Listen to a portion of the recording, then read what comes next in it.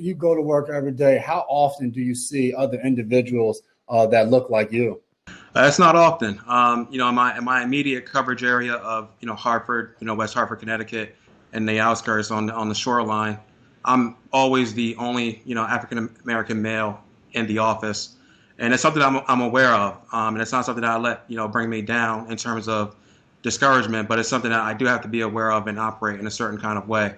As you kind of work your way up through the region, just in our New England region that goes all the way up to Maine and down to where I am in Connecticut, I'm still the only black banker in my coverage team. And then we think about the entire country and the team of bankers. There's probably about 15 to 20 bankers and managers out of 200 or even more that are African Americans. So I think there's a huge responsibility on our end to not only represent for our community, but to also do well enough to open doors for anybody else that looks like us that wants to also make a difference in the financial world as well.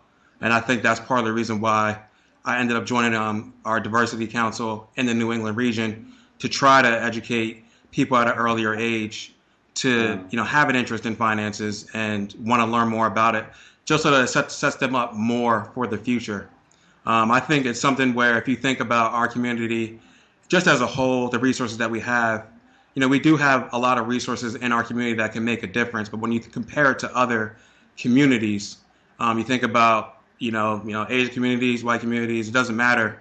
I think there's just so much more of a base of understanding that if you or yourselves, if you guys don't make it, I think it's detrimental to our community as a whole if you guys don't use your resources and try to give back. Whereas other communities are a lot more set up to where if one person doesn't make it, things will continue as is.